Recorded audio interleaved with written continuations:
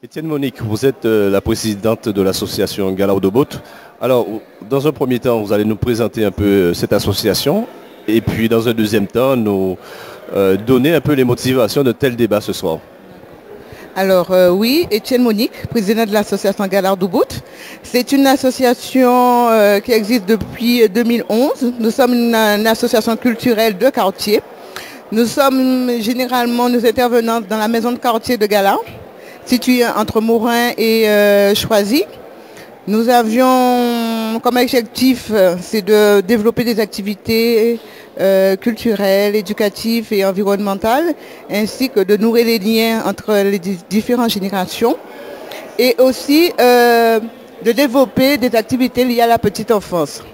Il faut savoir ce soir, ce débat, ça fait longtemps qu'on y réfléchit, puisqu'on s'est rendu compte que la relation déjà adulte faisait défaut.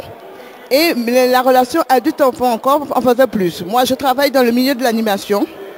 J'ai pu constater que les enfants refusaient d'obéir à l'adulte. Et ça a été un questionnant tout au long de l'année pour nous dire, mais qu'est-ce qu'il faut faire par rapport à cette situation?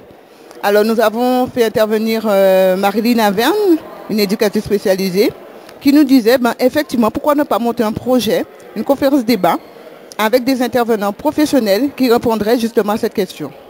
Voilà. Alors, un débat de qualité ce soir. Y a-t-il d'autres projets dans ce sens?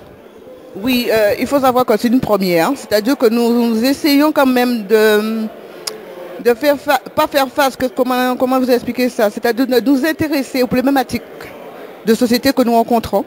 Et le vendredi, généralement le vendredi soir, au niveau de la maison de quartier, nous faisons des rencontres. Et ces rencontres-là, ça fait que on se pose beaucoup de questions.